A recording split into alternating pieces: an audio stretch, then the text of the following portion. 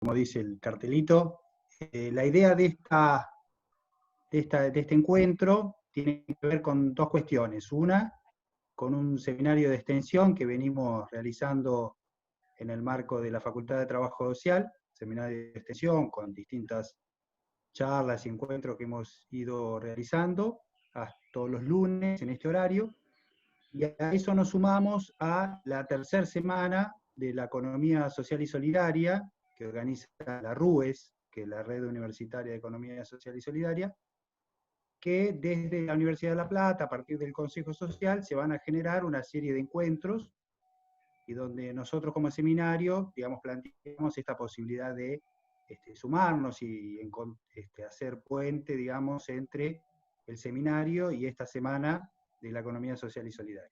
Así que bueno, es una convocatoria más abierta para tratar el tema que habíamos definido para hoy, que es el financiamiento de la economía popular, social y solidaria.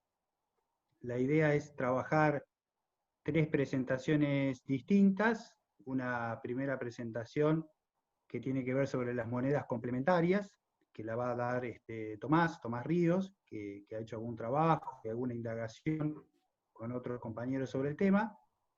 Después vamos a escuchar la experiencia del Banquito Social del Paseo, de la Economía Social y Solidaria, que funciona en el rectorado, que la van a contar Lucía Labarrás y Manuela Glavich.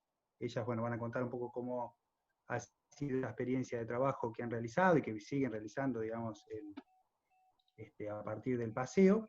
Y después con Janina Tujahue vamos a contar un poco las características o algunos elementos que tienen que ver con los fondos rotatorios para la agricultura familiar y algunas reflexiones o algunas cuestiones sobre qué se ha venido realizando en relación a eso, ¿no? Al financiamiento, más que todo con microcréditos para la agricultura familiar. Vamos a hacer las presentaciones y por supuesto después va a haber un espacio ahí de intercambio, de reflexiones, preguntas, bueno, de lo que vaya surgiendo. Así que bueno, si querés, Tommy, arrancar y después vamos uno a uno, digamos. Dale nomás, Tommy. Dale, buenísimo. A ver, comparto pantalla. Díganme si ahí se llega a ver. Todavía no, pero ahí está. Ahí sí. Bien, ahí se ve, ¿no? Perfecto. Buenísimo. Bueno, entonces, como decía Sergio, la idea es charlar un ratito de monedas complementarias, qué son, cuáles son sus usos y cómo se relacionan con las temáticas que venimos abordando en estos encuentros. Como primera aproximación a una definición para entender de qué se trata, son instrumentos o herramientas monetarias que surgen con el objetivo de solucionar o lidiar con algún problema, y por ahora sí lo vamos a dejar la definición en esos términos bien amplios, ya vamos a ver por qué. Si hablamos del surgimiento, hay que decir que siempre existieron monedas complementarias.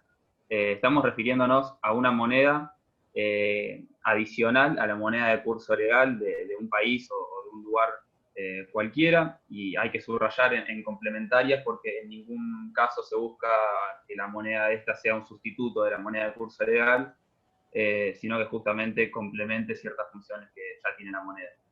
Entonces, bueno, sobre el surgimiento, siempre existieron monedas complementarias a la moneda de curso legal, pero fundamentalmente en los últimos 30 años, en las últimas décadas, han tenido un nuevo resurgimiento y se han hecho realmente mucho más relevantes a partir de distintas crisis que motivaron su creación. Bueno, con respecto a la motivación de la creación de las monedas, hay que decir que el espectro de motivaciones es tan amplio como la cantidad de tipos distintos de monedas complementarias. Es decir, hay muchísimos tipos de monedas que difieren en un montón de características. Por ejemplo, desde el alcance, tenemos por ahí monedas regionales, locales, que quizás son las que más nos interesen y que más están relacionadas con las temáticas que venimos viendo en los últimos encuentros, pero también hay monedas complementarias a nivel nacional, a nivel país. Por ejemplo, el caso más emblemático a nivel mundial de una moneda complementaria es el WIR en Suiza, que es una moneda que existe ya hace casi 100 años y que funcionó o surgió como una cooperativa para lograr la intermediación entre distintas empresas, entre pequeñas y medianas empresas, que ante las malas situaciones económicas veían que su red de proveedores se estancaba o tenían dificultades de acceso al crédito, entonces surgió como una forma de solucionar esos problemas. Pero también difieren un montón las monedas complementarias en cuanto al diseño, entre quienes circulan. Por ejemplo, en ese caso del WIR, circulaba no entre personas, sino entre empresas, entre pequeños y medianos emprendimientos, pero en otros casos, en la mayoría de los casos, circula entre las personas físicas. Para traer la discusión a un plano más local o más cercano, en Latinoamérica un caso muy emblemático es el de Curitiba, en Brasil, el cual tiene un objetivo totalmente distinto al que mencioné recién del WIR en Suiza, el cual era puramente económico, que tiene más que ver con una cuestión ambiental. De hecho, la situación era que hace algunas décadas Curitiba era una zona muy vulnerada tanto económica y socialmente como ambientalmente por un problema vinculado a los basurales. Lo que sucedía era que los camiones de basura no llegaban a gran parte de las regiones o de los barrios de esta región. Y bueno, como primera solución siempre se piensa en que el Estado debe intervenir a partir de un plan de recolección de basura, sea municipal o nacional, pero lo que suele pasar en estos casos es que nunca se soluciona el problema de fondo y que a los 3 meses o a las semanas el problema del basural sigue en pie y sigue siendo el mismo. Ante esta situación, muy inteligentemente se planteó que debía ser la propia comunidad y las propias personas de las personas las que ideen su solución o una estrategia para solucionar este problema, y en este sentido se creó una red entre la comunidad, que lo que implicaba era una cantidad cierta de containers y un plan de recolección de basura en la que a partir de la recolección la municipalidad daba ciertos tickets, ciertas monedas complementarias, podemos decir, que eran usados como boletos de micro o intercambiables por útiles escolares, entre otros productos. Entonces fue así como se llegó a solucionar de fondo el problema realmente de la basura, ya que el involucramiento de la propia comunidad terminó solucionando realmente el problema, y es algo que no se hubiera solucionado en caso de que la estrategia de solución venga desde arriba. Entonces, ahí vi dos ejemplos bien básicos o emblemáticos de monedas complementarias que son totalmente distintos. En uno por ahí el objetivo era más bien económico, en otro el objetivo era ambiental, pero de hecho también se solucionó una parte económica porque no recibían dinero directamente, pero recibían un dinero complementario que era intercambiable por otros bienes de uso como el transporte, entonces eso aliviana la situación económica y también la situación educativa. Entonces, bueno, como decía, hay muchísimos tipos de monedas complementarias y por eso las motivaciones siempre son muy distintas que están atrás, y el diseño de la moneda va a depender muchísimo de esto, entonces es difícil dar una definición bien concreta porque, como decía, son muy distintas las monedas complementarias que nos podemos encontrar en la práctica. Pero hay algunos puntos en común.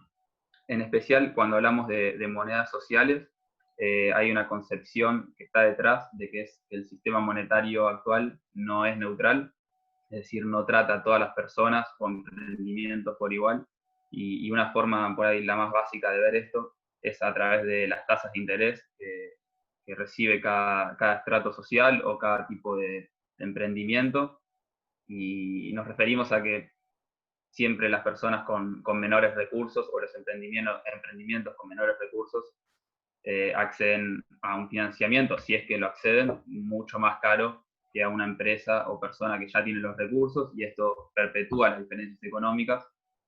Y el otro punto importante en todas las monedas complementarias es la búsqueda de una mayor resiliencia. Resiliencia es la capacidad de responder positivamente a situaciones adversas. Entonces, lo veíamos muy claramente con el caso del WIR, también con el caso de Curitiba, como la moneda complementaria era un instrumento muy útil para ayudar con algún problema en particular. En el caso del WIR, quizás más económico. De hecho, hay un estudio importante que demuestra el rol contracíclico de la moneda, es decir, que su uso se expande en las malas situaciones económicas y se contrae en el auge económico cuando el franco suizo, que es la moneda legal, está en su mejor momento. Y lo mismo pasa en general con todas las monedas. Entonces, en esta búsqueda de mayor resiliencia, algo que veíamos en el caso de la moneda en Curitiba es la importancia de la participación comunitaria, cómo a partir de la participación de las propias personas de la comunidad se puede enfrentar mejor el problema a partir de la identificación del problema, que es clave que las personas que están cercanas siempre son las personas que mejor pueden identificar el problema, y también crear las estrategias para solucionarlo. Bueno, acá hay una definición un poco más concreta de qué son las monedas complementarias. Son instrumentos generalmente promovidos como herramientas para incrementar la resiliencia de las comunidades locales, más o menos lo que veníamos hablando recién. Bueno, acá hay una frase que se las dejo para que las lean después si quieren, que es bastante linda, pero bueno, está relacionada más o menos a lo que veníamos viendo. Y para ir cerrando, por ahí hablar un ratito de una experiencia local acá en Argentina, que es la moneda par. Acá la definición o el objetivo de moneda par es la creación de un sistema monetario complementario que promueva la autonomía y resiliencia comunitaria, mejorando la economía de todos aquellos actores cuyo acceso al crédito está restringido por el sistema bancario tradicional. Bueno, acá dejé un link de YouTube, pero que explica un poquito cómo es el uso, pero no explica demasiado de qué se trata la moneda. El proyecto tuvo orígenes hace algunos años, en la crisis de recesión de 2016, y un grupo de personas, de cooperativas, de trabajadores y pequeñas y medianas empresas se unieron para tratar de buscarle salida al escenario adverso. Y algo clave es la organización en nodos. Hay un nodo de moneda par en La Plata y hay cerca de 20 nodos más en Argentina. Y es importantísimo la cuestión de los nodos por una cuestión en particular. Cuando nosotros pensamos en cualquier moneda, no monedas complementarias, sino cualquier tipo de moneda, siempre hay algo que lo está respaldando o que respalda su valor de fondo. Si hablamos del peso argentino, por ejemplo, bueno, hay una institución, el Banco Central, que es la que mantiene el valor o la que se encarga de mantener el valor, y como garantía o como respaldo usa, por ejemplo, los dólares. Pero cuando estamos hablando de una moneda social, en este caso moneda par, que es un sistema de crédito mutuo, no hay un valor de fondo, algo que respalde el dinero. De hecho, en moneda par, todo el tiempo los saldos dan cero, en todo tiempo y lugar. Lo que es positivo para uno es necesariamente negativo para otro. Es decir, yo le compro a Sergio un cajón de verduras orgánicas que sale 500 pesos, en ese momento yo le hago una transacción, él pasa a tener 500 pesos en su billetera virtual porque se maneja de manera virtual, la moneda par no es física, lo cual no cambia nada el concepto. Él pasa a tener 500 pesos y yo paso a tener menos 500 pesos. Entonces, el sistema va a ser creíble, sostenible, digamos, siempre y cuando se crea que yo voy a devolver esos 500 pesos. En realidad, no hay forma de devolverlo físicamente, sino que la única forma que tengo es vendiendo algún producto. Entonces, es fundamental que que dentro de cada nodo, dentro de cada red, haya cierta reciprocidad entre las personas, haya cierto conocimiento, entonces no puede funcionar una red demasiado grande. Por eso cada determinado tamaño de personas, la red debe dividirse para que se mantenga este conocimiento entre las personas. Hay una cuestión muy clave, y es que todos los actores son prosumidores. Y esto está relacionado con esto que hablábamos de la necesidad de que el que compra, para devolver esos menos 500 pesos que tiene su billetera virtual, tiene necesariamente que producir. Y esto proviene de una concepción muy básica del ser humano, que es la propiedad, que iguala su capacidad de producción y su necesidad de consumo. Todas las personas necesitan consumir y todas las personas son capaces de generar alguna producción. Entonces, el sistema va a ser sostenible, el sistema va a ser creíble, el sistema va a funcionar en la medida de que dentro de la red las personas piensan que todos van a consumir y que todos van a producir. Bueno, nada, como conclusión, para ir cerrando,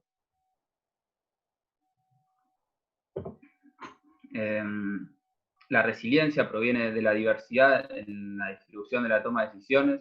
De hecho, esto es algo que mencionamos mucho en nuestro trabajo, que hablaba Sergio, que dio origen a esta presentación que hice hace algunos meses con un compañero, en la necesidad de soluciones que vengan desde abajo hacia arriba y no que sean centralizadas, porque creemos que las propias personas de una comunidad son las que mejores pueden identificar sus problemas y las que mejores pueden crear estrategias para solucionarlos. Entonces, en este sentido, remarcábamos el papel de la economía social como una propuesta de alcance sistémico que pretenda abrir otras formas de relación social y económica, otras formas de ser consumidor y productor, esto que hablábamos recién, y en ese sentido las monedas complementarias pueden ser un instrumento de gran utilidad. Así que bueno, eso es todo. Dejo abierto para dudas, inquietudes, comentarios, y dejo de compartir. Buenísimo, Tommy. Muy bueno. Bárbaro. Un par de cosas antes de pasar a la próxima. Primero, que somos unos cuantos y cuantas y de distintos lugares. La verdad que está bárbaro esto de aprovechar este espacio de encuentro y poder compartir. Compañeros ahí decía de La Rioja, Lomas, Bransen, seguramente de algún otro lugar, además de los que somos de acá, de la zona de La Plata, así que está bárbaro. Y después pensaba no hacer las preguntas ahora y eso, pero bueno, nos parecía que el tema de monedas complementarias era algo poco explorado, que no conocemos mucho, bueno, por ahí alguna que otra lectura o algo así que nos parecía piola empezar a abordarlo y bueno, después en etapa de preguntas, reflexiones, por ahí meternos un poquito más. Sí, de hecho yo me recibí el año pasado y nunca había escuchado hablar de qué eran las monedas complementarias. En 6 años de carrera jamás escuché mencionar, y cuando lo escuché fue como que me flashó la cabeza empezar a conocer casos y experiencias y la gran utilidad y ver cómo está surgiendo tan fuertemente últimamente. Así que hay tela para cortar. Bueno, ahora sí seguimos con Lucía y Manuela, así nos cuentan la experiencia del banquito. Ahí, Sergio, perdón, ahí Beatriz pregunta por el chat si puede pasar de nuevo todo Tommy y así le sacaba fotos, pero lo que podemos hacer, Beatriz, si querés dejarnos tu mail y después lo mandamos, si te parece. Perfecto. Y así te queda toda la presentación. Dejanos tu mail. Lo que puede hacer también Tommy, que está muy bueno, él no lo va a decir, pero el trabajo que hicieron, está muy piola. También podría por ahí mandarlo, bueno, se lo podemos mandar. Dale, sí, perfecto, más vale. Sí, lo podemos subir al aula web también. También, exactamente. Dale, genial. Bueno, bárbaro. Bueno. Lucía, Manuela. Hola, buenas tardes. ¿Cómo andan? Lula, no sé si querés compartir pantalla. Perdón. Estamos un poco ansiosas con Lu. Ahí también está Maíz, un productor del paseo, que también se va a sumar a intercambiar con Manu y Lu. Bueno, En un principio, principalmente queríamos hablar del banquito social, pero voy a hacer una pequeña introducción sobre el paseo. El paseo de la economía social y solidaria surge, bueno, a partir de, en el año 2011, hace ya casi 10 años, un montón, a partir de la decisión del Consejo Social de la Universidad de La Plata de poner, bueno, en discusión toda esta cuestión de la economía popular que ya venía siendo demandada por la comunidad. Al articular el Consejo Social con organizaciones de productores y productoras regionales, emprendedores y emprendedoras de la economía popular, no se hizo tan difícil, digamos, la conformación del paseo. Le vamos a llamar paseo porque es más corto, pero es el paseo de la economía social y solidaria. Bueno, funciona normalmente en el patio delantero de Rectorado, ahí en un lugar bastante estratégico, en 747 y 48. Está conformado por 23 organizaciones con distintos niveles de participación. Algunos puestos tienen 4 productores y productoras, hasta 20 personas de la misma organización participan. Tenemos, bueno, productores y productoras, emprendedores y emprendedoras, artesanos y artesanas. Y bueno, a partir de este año, nosotros ya veníamos trabajando con una comercializadora, que es Dale Te Lo Llevo, ya venía trabajando desde el año 2018. Y bueno, a partir de este año, cuando surge la pandemia, teníamos que tomar la decisión, ¿no? Tenían que tomar la decisión de si seguir o no comercializando con repartos a domicilio. Y la decisión fue continuar, pero bueno, además de continuar, digamos, al ampliarse mucho la demanda, hubo que variar mucho la oferta, ¿no?, de los productos que se ofrecían. Nosotros, bueno, con Lula y con Aye ya veníamos trabajando y ya vi que hay algunos participantes del proyecto de Fortaleciendo al Paseo, y nosotros veníamos trabajando antes con el tema de los formularios, de los pedidos, con sistematización, pero bueno, este año nos demandó, digamos, un esfuerzo enorme a todos los miembros del paseo, a los productores, a los repartidores, a los equipos técnicos del Consejo Social, porque teníamos mucha demanda, digamos, y había que cubrirla de alguna manera.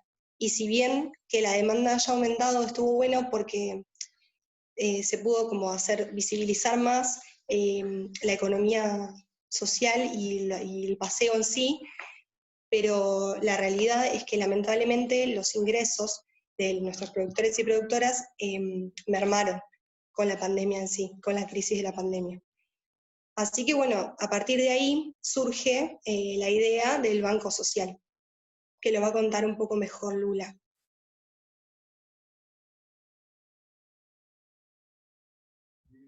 Hola, ¿cómo andan? Ahí arranco a contar, es que justo estoy intentando cambiarme de lugar porque el vecino se puso a martillar y a taladrar.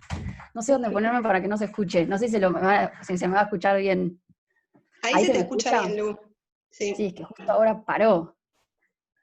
Pero bueno, ya está.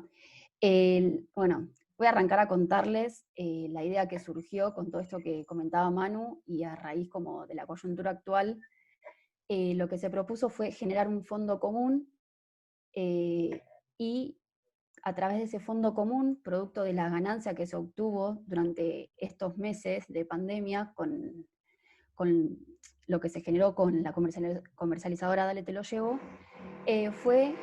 Ay, ahí se escucha el taladro.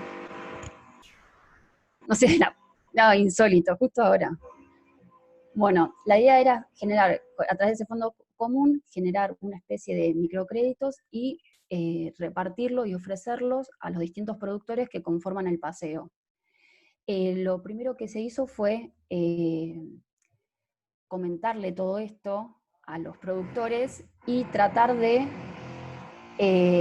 focalizarnos primero en los productores más afectados con la pandemia, que fueron los que estaban afectados al rubro artesanías, más que nada. Bueno, entonces hicimos una reunión inicial con todos los productores y donde revisamos todos los tipos de compromisos que se asumían con el otorgamiento de estos microcréditos. De hecho, Maíz, el productor que está acá acompañándonos, fue uno de los que recibió el microcrédito, que ahora después cuando termine la idea, si quiere puede comentar su experiencia. No sé, Maíz, si estás por ahí. Sí, acá estoy. Dale, si querés termino de comentar esto y nos contás tu experiencia para ver cómo te fue. Bueno, la entrega de los créditos se hizo a través de la firma de un acta compromiso que voy a dejar de compartir y se las voy a compartir para que vean que no es algo como legal, sino que fue más una idea. A ver si lo puedo... Dijiste no es legal y quedó como un silencio. ¿Se me escucha? Sí. A ver, ¿ahí se ve el acta compromiso? Sí, Lu. Sí. Perfecto. Esta fue la idea que nos surgió, generar un acta compromiso donde esté la firma tanto del productor como de la productora y del equipo responsable que está conformado por uno de nosotros del proyecto, otro compañero del productor o productora que recibe el crédito y el mismo productor. Y no dice más que lo que se trata del microcrédito, pero no es algo legal, o sea, no es un documento legal, digamos. Ahí arranco a compartir.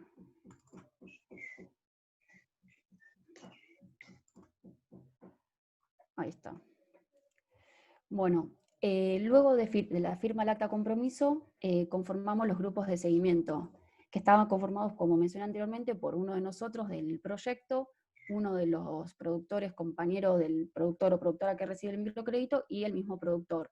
Y la idea era que todos los meses, cada vez que se tenga que pagar la cuota del microcrédito, este equipo acompaña al productor, le consulte si puede abonar la cuota, en qué gastó, entre comillas, el dinero, más que nada para hacer un acompañamiento, no para andar persiguiendo a ver en qué gastó o no, porque la idea es que esto sirva para que puedan comprar materia prima, lo que necesiten para su emprendimiento. Actualmente nosotros entregamos 13 créditos que rondan entre los 5.000 y los 7.000 pesos, y la cantidad de cuotas a abonar las decidió cada productor o productora. Es decir, que hubo personas que eligieron abonar el crédito en 2 cuotas, en 4, en 6, 9, 12 e incluso hasta 18 cuotas mensuales. Y el interés que les propusimos, que es una mera cuestión simbólica, fue del 1% por mes. Es decir, que si elegían pagarlo en 12 cuotas mensuales, el interés era total del 12%.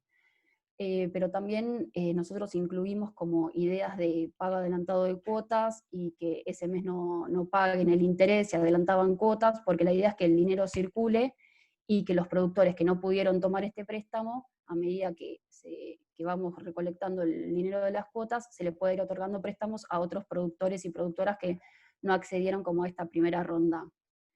Y los pagos se realizan entre el 1 y el 15 de cada mes.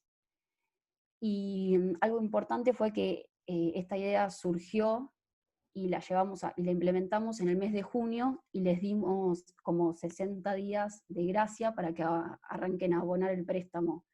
Es decir, que nosotros entregamos los préstamos en junio y recién en agosto comenzaron el pago de las cuotas.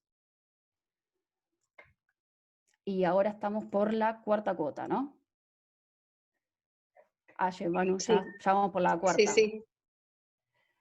Así que por ahora venimos bastante bien y creo que todo esto sirvió bastante. Ahora Maí nos va a contar un poco. ¿Se me escucha? Sí, se escucha. Pero se escucha el taladro también, ¿no? También.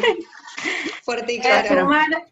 Para sumar ahí un poquito a lo que contaba Lu, bueno, hola a todos, mi nombre es Sol, yo soy la coordinadora del paseo, y para contar un poco, ¿no?, de esta experiencia, tenemos ya 2 compañeras que terminaron este mes de pagar ya el microcrédito, y después tenemos otras 2, 3 compañeras que pudieron adelantar cuotas, esto que les contaba Lu, o sea que con este margen de tiempo que les dimos para que ellas puedan comprar materiales y empiecen a gestionar de nuevo y a poner en funcionamiento sus emprendimientos y sus unidades productivas, fue que tuvieron ese dinero antes y lo pudieron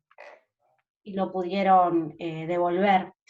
Y después, 2 casos de compañeras que lamentablemente sufrieron de COVID, toda su familia, así que ellas en ese caso estuvieron tan atrasadas con los pagos, pero obviamente se entiende la situación.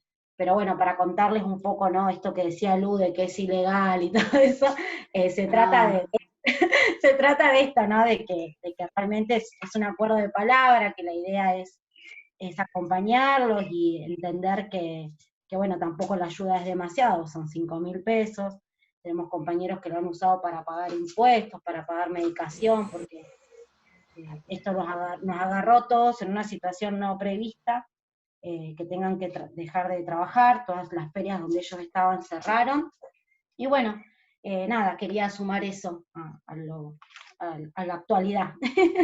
Ahora sí, lo dejo más. Ahí, perdón, interrumpo para avisar que me escribió María y nos manda saludos a Maíz y a nosotras.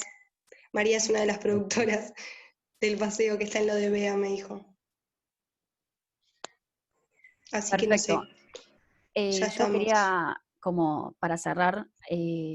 Perdón, Lu, ahí Maíz quería hablar, justito. Ay, sí, perdón, Maíz. Nada. Hola, ¿cómo están? Yo soy Maíz, Hola. productor del paseo.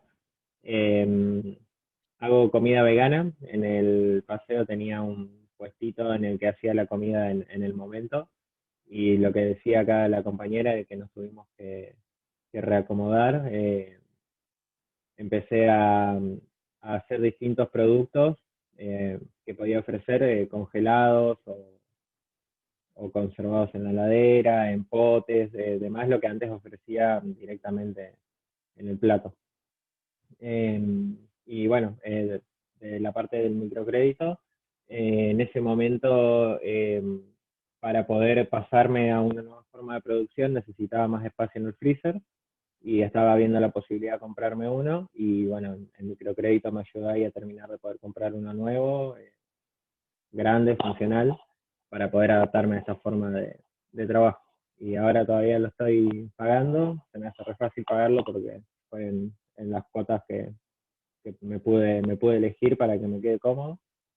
Así que, eso, que lo pude aprovechar y que vino justo en un momento en el que necesitábamos un montón de gente de distinta índole, una ayuda económica, porque el cambio tan drástico nos había dejado afuera del sistema económico.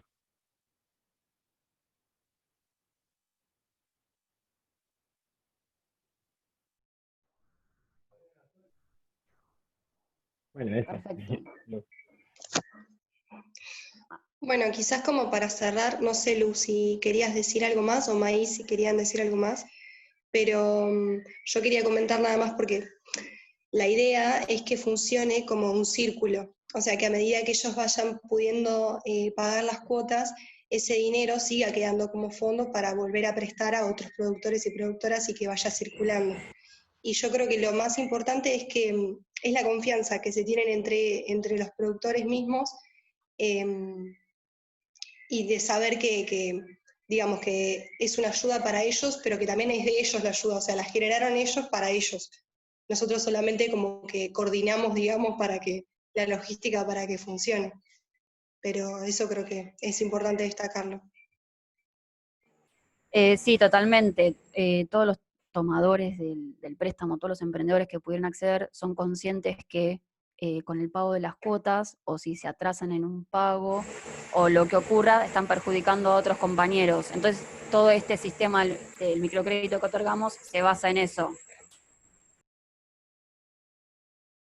No puedo hablar por este taladro. Se escucha, Lu. Parece como que lo están haciendo en mi casa, al lado. Hay un poco para retomar esto que dice María Rosa, sí, y que también lo retomó un poco Sol, ¿no? Que es un acuerdo entre las partes, la fuente de financiamiento es legal, el acuerdo es válido, si es un banco de buena fe. Un poco lo que quería comentar era esto de que no tiene ejecución directa, o sea, no se puede ejecutar frente a alguna institución, o sea, no se puede, no tiene, es un respaldo interno en ese sentido de la validez, ¿no? Legal por fuera de lo que es el Claro, sistema yo me de refería a eso, gestión. que no es un documento legal que podemos ir con un abogado y no, nada, no Ejecutarlo, es, claro. eso es otra cosa, claro. No es que es ilegal lo que estamos haciendo, sino que no es legal el papel.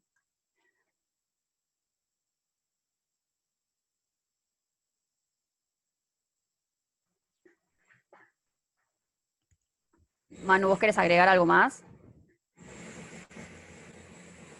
No, quizás comentar que digamos, los desafíos que nos quedan ahora a continuación, digamos, en principio estamos intentando articular con la Secretaría de Finanzas de la Facultad de Ciencias Económicas para, bueno, ver si conseguimos financiación para generar créditos un poco más aumentados, digamos, que sean ya directamente para lo que es producción o compras, digamos, de manufacturas.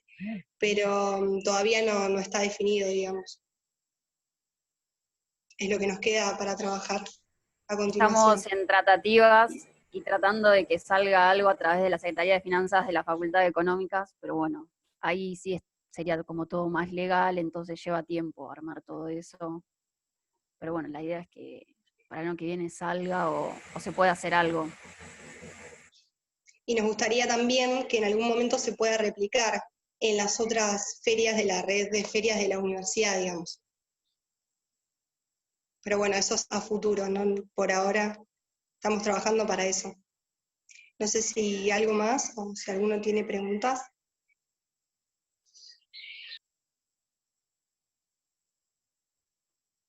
Yo me desmuteo cada vez que se apaga el taladro, así que pueden hacer preguntas. No, por ahí las preguntas las dejamos más para el final, así hacemos todo juntos, si les parece, como para cerrar, digamos, la parte más de presentaciones, y después vamos Vale, a las perfecto. preguntas. Por ahí esto de lo legal e ilegal ahí quedó, bueno, por ahí comentar nomás que el año 2006 se sanciona una ley nacional sobre microcrédito, que es la 26.117, que pone como lugar de autoridad de aplicación el Ministerio de Desarrollo Social y lo que es un cargo de subsecretaría donde está, bueno, funciona la CONAMI, entonces a partir de eso se hace legal, por así decirlo, algo que ya venían haciendo muchas organizaciones, estaba el Banco Social de Moreno, SEDECA, GESOL, había una Cáritas Quilmes, que son como las pioneras, digamos, en nuestro país en el tema de microcrédito, pero bueno, a partir de ese momento, lo que sí es cierto que no tiene el valor legal, digamos, en el sentido de poder ejecutar eso, como puede ser un pagaré o alguna otra cuestión así de fácil y de rápida ejecución, ¿no? Pero bueno, como comentario, después retomaremos seguramente, pero me parece que está buenísima la experiencia de apalancamiento que tienen desde la FACU y desde el paseo para los productores y productoras. Bueno, si sí, quieren la CONAMI utiliza lo que se llama la metodología del grupo solidario, donde es una mecánica que se reemplaza las garantías patrimoniales, lo que sería hipotecas, recibos de sueldo, que generalmente son cosas que están ausentes en este tipo de... Claro. Eso es lo que utiliza la CONAMI. La metodología se llama grupos de solidarios. Bien, a eso nos vamos a referir seguramente nosotros. Si quieren, ¿querés que arrancamos, Yani? Y después hacemos el debate general. Ahí va. Bueno, hola, buenas tardes a todos y todas. Quizás ahora lo que queríamos hablar con Sergio es un poco algunas de las herramientas que existen vinculadas a los fondos rotatorios en la agricultura familiar. Mucho de lo que comentaron recién las compañeras tiene que ver directamente con esto, así que muchas cosas quizás se repiten. La idea era también esto, ¿no? Como estas cuestiones que quizás existen en lo teórico, llevarlas, como venimos haciendo a lo largo del seminario, a experiencias concretas, bueno, también para entender que esto funciona y se lleva adelante y también favorecen los procesos organizativos. Bueno, voy a ver cómo se comparte, me tienen paciencia, por favor. Ahí va. Me dicen cuando se vea. Ahí está. Bueno, entonces, cuando hablamos de fondos rotatorios, lo que hablamos principalmente es de un stock de activos, ¿sí? Ya sea financieros o no financieros, que gestiona una organización o una institución y que circulan o rotan entre ellas y los productores y las productoras que sean destinatarios de ese recurso que obtiene la organización. En este sentido, el fondo rotatorio actúa como si fuera una caja de recursos, ¿sí? Ese recurso, como hablaban recién, por ejemplo, las compañeras, puede ser dinero que se conforma a partir de que todos hacemos una vaquita, o puede surgir de dinero a través de un financiamiento de distintas instituciones vinculadas al Estado o a organizaciones ONG o, bueno, organismos internacionales. Pero no necesariamente tenemos que pensar en que ese recurso con el que contamos, es necesariamente dinero en efectivo, sino que también se puede pensar una estrategia de fondo rotatorio con insumos o productos o materias primas que también pueden servir a los y las productoras para resolver una demanda concreta de su producción. En este sentido, la dinámica del fondo es esto que también decían las compañeras, que es cíclico, ¿no? Lo que se hace en principio es, a partir de ese fondo que se tiene, de ese recurso, ya sea dinero o lo que sea, se entrega en forma de crédito a los compañeros y compañeras de la organización o productores y productoras vinculadas a esa organización. De esa plata que después, o sea, de ese crédito que se entrega en un primer momento, la idea es que después ese crédito se devuelva. Ese dinero que se devuelve, o sea, ese crédito que se devuelve, que puede ser en dinero o en producto, lo que va a permitir es una regeneración de ese ciclo, ¿sí? O sea, se vuelve a generar el stock y ese stock se vuelve a prestar. Entonces eso hace que el fondo rotatorio circule continuamente a través del tiempo.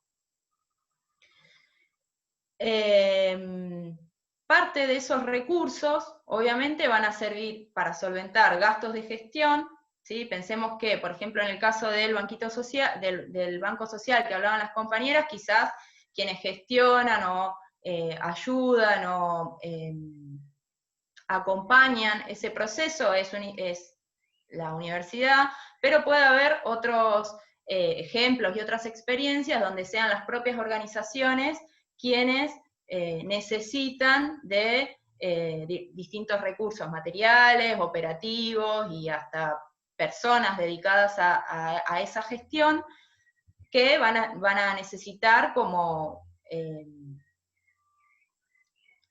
que parte de ese recurso se destine a poder llevar adelante esa gestión. Y por el otro lado, el resto de lo que se devuelve, como dije anteriormente, se vuelve a usar en un nuevo ciclo. En ese sentido es que se piensa lo rotatorio, no solo como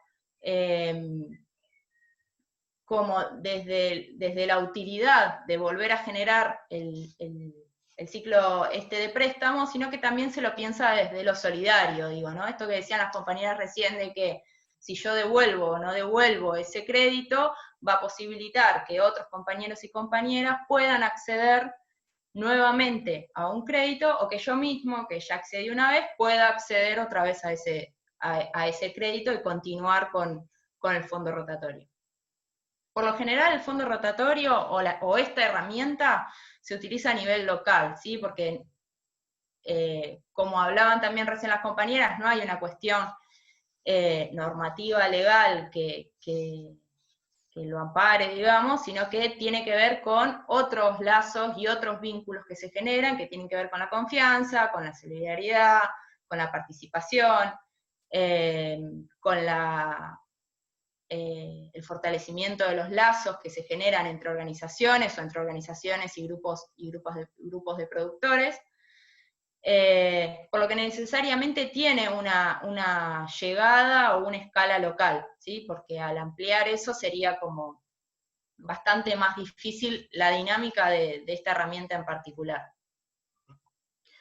Ahora, si tendríamos que pensar, o lo podríamos pensar como más analíticamente, a cuál es la finalidad o el objetivo de los fondos rotatorios, desde lo analítico podríamos ver como dos dimensiones, aunque después en lo concreto y en la realidad y a través de las experiencias, estas dimensiones no son contrapuestas ni dicotómicas, sino que una complementa a la otra y se dan simultáneamente en el mismo proceso.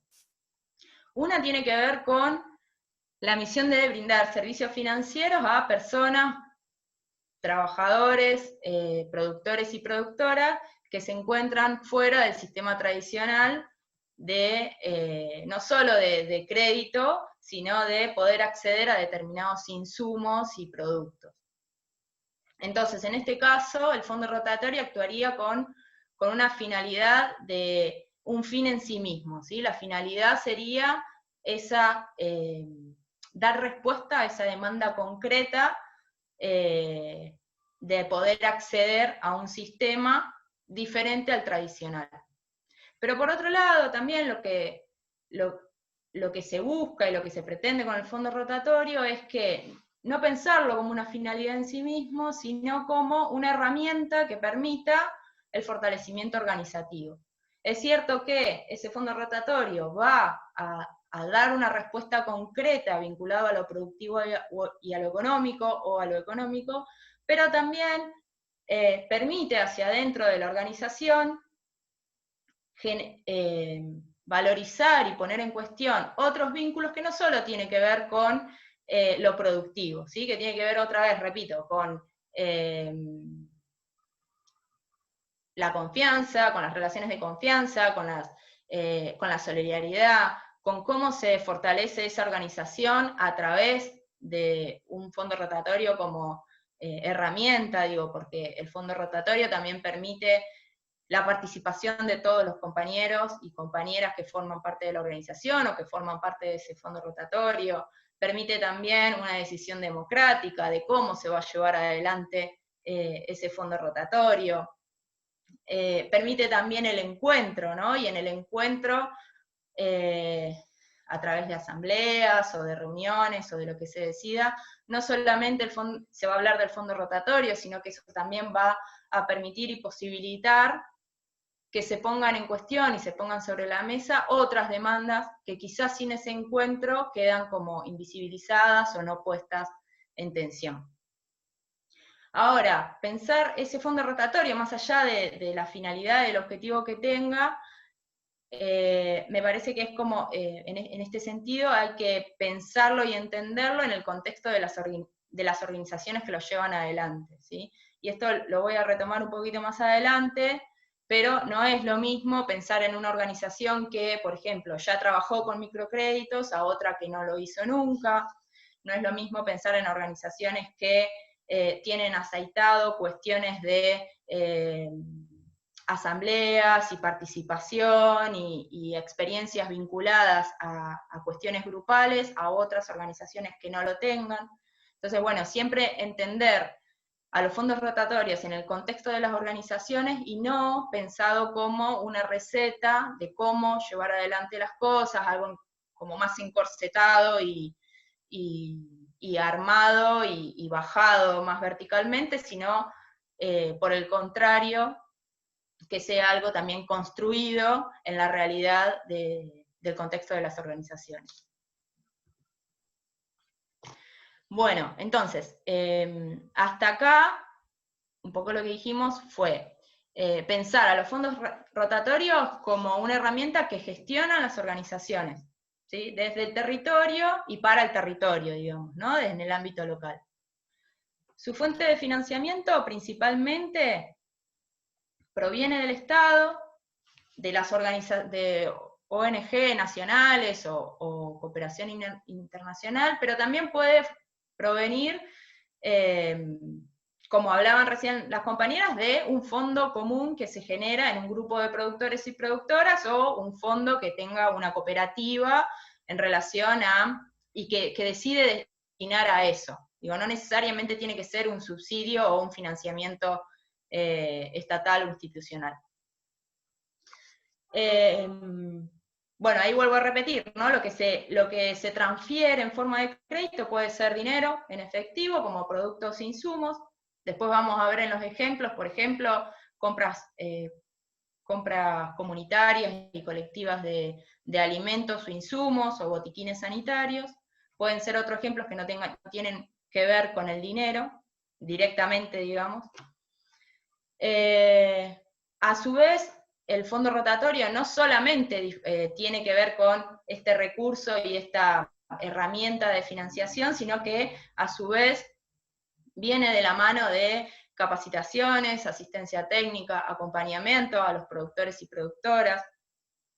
Pensar los fondos rotatorios también como un seguimiento, no como una forma de control, de ver si cumple o no cumple, paga o no paga, sino de, bueno, acompañar el proceso en el que viene la organización o los y las productoras, no solamente para pensar en si es efectivo o no el fondo rotatorio, sino para pensar en la organización en sí en forma transversal, ¿no? Los planes de devolución siempre son, por lo general, son pensados y acordados desde la organización, siempre teniendo en cuenta los y las destinatarias, y los mecanismos de garantías, que es un poco lo que hablaban también las compañeras, pueden ser individuales, pero también pueden ser grupos solidarios, es decir, el propio grupo que conforma y que toma ese préstamo es quien garantiza de forma solidaria la devolución de cada uno de los integrantes del grupo. Y después esto último ya lo dije, ¿no? Del componente solidario, al contrario, del componente solidario, que tiene que ver con entender que siempre y cuando este fondo rotatorio tenga la posibilidad de rotar y de ir regenerándose, toma más valor ese componente solidario porque permite que otros productores y productoras puedan acceder al crédito o a ese fondo, y que a su vez yo también, o sea, yo individualmente pueda volver a tomar ese crédito para alguna otra cuestión. Bueno, y acá, ahí va. Lo que pensaba yo a la hora de pensar como, de analizar y de tener en cuenta como cuáles son los aspectos que constituyen y condicionan los fondos rotatorios a la hora de pensarlos en la experiencia concreta, me parece que hay como 3 elementos que son importantes como tener en cuenta, porque me parece que en esto de no pensar al fondo rotatorio como algo encorsetado, nos permite analizar qué determinantes pueden llegar a existir, y eso definir de qué forma va a ser ese fondo rotatorio y cómo se va a llevar adelante. Uno de esos aspectos es la gestión de los recursos económicos. Y eso tiene que ver con principalmente las fuentes de financiamiento. Digo, ¿no? ¿Cuáles son los orígenes de esa fuente de financiamiento? No es lo mismo que sea a través de un subsidio presentado por un proyecto desde una organización a un ente del Estado, o una institución, una ONG o una organización internacional, a si es un fondo que se construye a partir de los productores y productoras para poder después conformar ese fondo rotatorio y y armar los créditos y llevar adelante ese fondo rotatorio. También me parece que es interesante pensar cómo se entrega ese crédito. Ese crédito, o sea, ¿cómo se entrega el crédito? No, sería cómo se entrega ese recurso, cómo llega el recurso que después nosotros vamos a utilizar como crédito. ¿Es a través de un subsidio? ¿Es a través de un crédito? ¿Es a través de, como digo anteriormente, una organización del Estado? ¿Qué requisitos se tienen en cuenta para después, si hay que devolver ese crédito, hay que tener en cuenta para poder devolverlo? Digo, eso nos va a dar un margen de maniobra y va a poder hacer que sea más o menos flexible. Después, por otro lado, lo que me parece que es importante o interesante pensar son las relaciones de confianza y cómo se construyen estas relaciones de confianza. No solo en el fondo, o sea, el fondo rotatorio de por sí tiene que ver con la construcción de una relación de confianza entre la organización y los productores y productoras que forman parte de ese fondo rotatorio y entre los productores entre sí.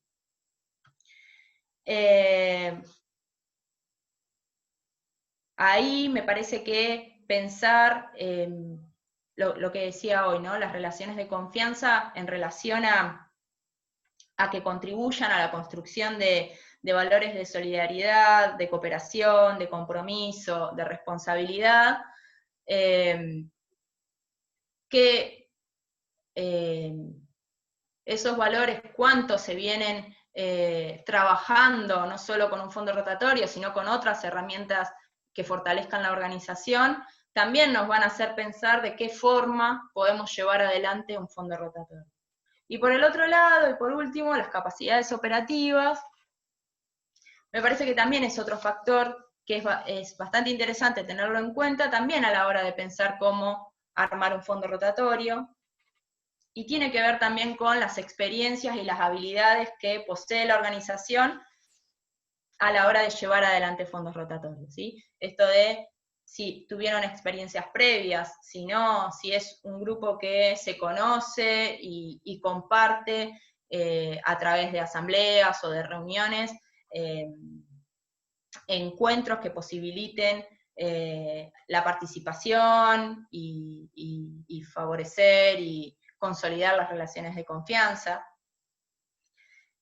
Si tienen posibilidad de personas que estén capacitadas o se hayan capacitado, o hasta en este sentido como que estén dispuestas a llevar adelante todo lo que es la gestión y la administración de un fondo rotatorio.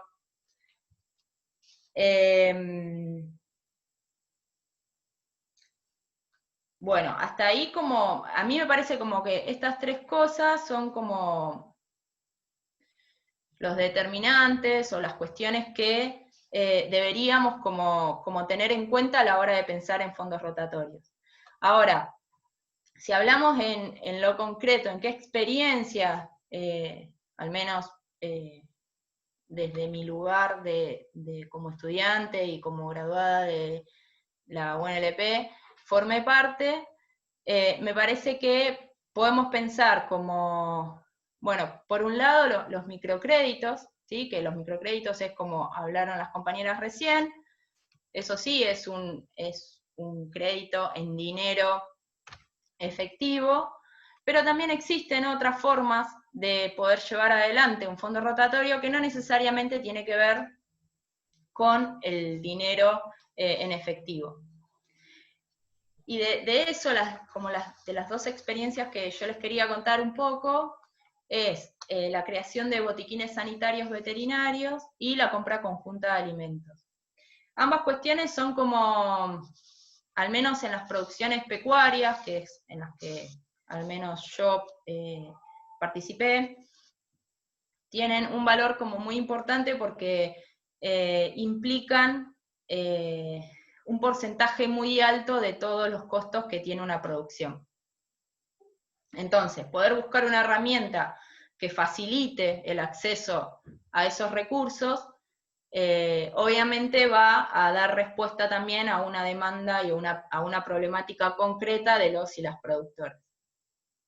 En el caso de los botiquines sanitarios, lo que sucede es que muchas veces, quizás, bueno, acá no, porque bueno,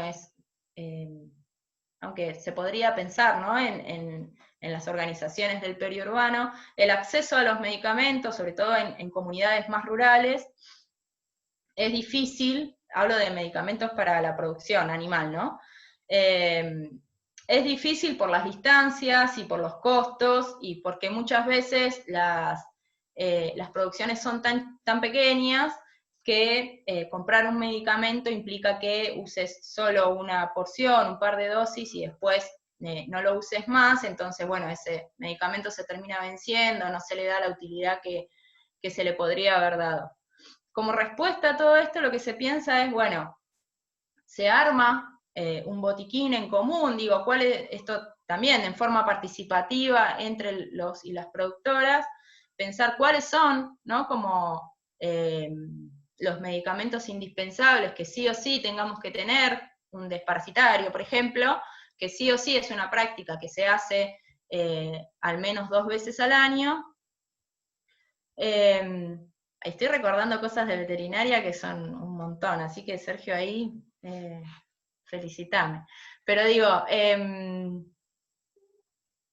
pensar en qué elementos son los que necesitamos para armar un botiquín sanitario, y después de eso, cómo se va a utilizar ese botiquín. Por lo general, ese botiquín, dependiendo cómo se decida tener,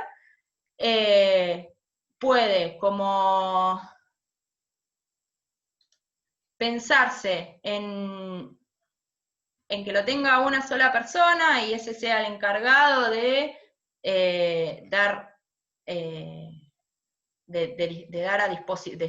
a disposición para que el resto lo pueda usar, o ese botiquín puede rotar entre todos los integrantes del grupo, por ejemplo, digo, ¿no? Ahí es como bastante flexible la forma de uso de ese botiquín. Pero lo que permite ese botiquín es que, pudiendo, digo, si cada uno pone un poco de dinero, por ejemplo, digo, en caso de que no se encuentre como un subsidio externo que posibilite la compra de todos los medicamentos, se puede armar un fondo común para comprar los medicamentos necesarios para eso, y después que todos y todas podamos utilizar ese botiquín sanitario. Entonces ahí yo voy a utilizar solamente lo que necesito, el resto de mis compañeros y compañeras van a utilizar el restante, y la lógica de poder pagar, por ejemplo, por dosis y no por frasco, digo, yo utilizo determinadas dosis de medicamento, solamente pagar eso, al fondo rotatorio o al botiquín le permite la posibilidad de juntar el dinero para volver a comprar. Eso en cuanto a los botiquines. A mí, yo particularmente estuve en una experiencia en Seclantás, en la provincia de Salta, en una agencia del INTA, donde es un poco lo que hablaba antes, ¿no? Como el botiquín sanitario acá no era, o sea, si bien venía a resolver una cuestión problemática y demandada por los productores y las productoras, en realidad lo que venía también a generar es una herramienta para poder pensar el encuentro y el fortalecer la organización, digo, ¿no? Porque a través de esa, entre comillas, excusa del botiquín sanitario veterinario, se permitió, o se posibilitó, más que se permitió, que existan reuniones, que en esas reuniones participen todos los compañeros y las compañeras, que esa participación se construya democráticamente, que se tomen decisiones,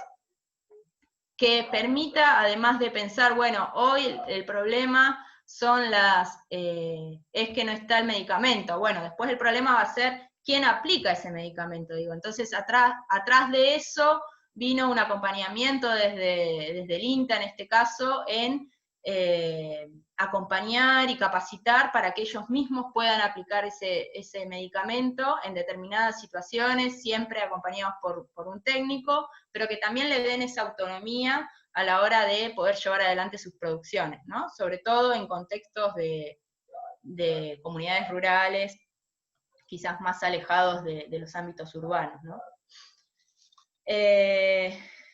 Bueno, no sé si hablar mucho más de eso, porque ya es un montón, pero después, quizás pensando en la otra posibilidad de fondos rotatorios, que era un poco lo que hablaron las compañeras antes de los microcréditos, básicamente es eso, es un fondo rotatorio específicamente de dinero en efectivo y que esa devolución se puede llevar adelante de diferentes maneras, en cuotas y con intereses o no intereses, con determinados componentes que bueno, después vamos a desarrollar, pero que lo que permite es que ese fondo se vuelva a juntar y vuelva a circular. ¿Qué metodologías de microcrédito existen? También, no quiero ser redundante, pero solamente las nombro. Puede haber una metodología individual, o sea, yo adquiero un microcrédito y soy yo quien garantizo la devolución. Puede haber un grupo solidario en donde se arma un grupo de variadas personas y es el componente solidario el que garantiza la devolución de ese crédito, todos somos responsables de esa devolución. O puede ser un banco comunal, que son estructuras quizás más grandes, que se avalan mutuamente y que, bueno, se constituye un fondo de garantía deducible de ese crédito. Ahora, y para terminar, ahora sí termino con esto, y le doy la palabra a Sergio. Lo que pensaba en esto, no solo, o sea, yo lo puse vinculado al microcrédito, porque bueno, quizás después Sergio lo va a pensar como, lo va a hablar más detallado en relación a esto, pero me parece interesante este diagrama para pensar cualquier forma de fondo rotatorio, ¿sí? En 3 etapas como de fondos rotatorios y de cualquier proyecto y programa que esté vinculado a llevar adelante un objetivo específico, ¿no? Que tiene que ver con la formulación, una implementación y un seguimiento, ¿sí? Que son etapas que tienen que estar, que no son encadenadas y secuencialmente una detrás de otra, pero que son interesantes tenerlas en cuenta para poder pensar todo esto que venimos hablando, ¿sí? Esto de tener un diagnóstico inicial de dónde surge ese financiamiento, cómo se va a utilizar, hacia quién se va a utilizar, cómo está conformada la organización, cómo se va a armar ese programa, ¿sí? En relación a, si estamos hablando de un microcrédito, las cuotas, los intereses, el periodo de gracia, bueno, todas esas cuestiones. Y después lo que me parece interesante como pensar en estas etapas, esto del seguimiento del programa, que nunca tiene que ver con una cuestión de control, ¿sí? La idea de acompañar estos procesos no es controlar para juzgar entre bueno y malo cómo resuelven y cómo llevan adelante esta herramienta a los productores, los productores y las productoras, sino por el contrario, cómo acompañar ese proceso para fortalecer la herramienta, para que pueda seguir teniendo un destino y para que pueda seguir circulando en el tiempo ese dinero y poder ser reutilizado. Y hasta ahí.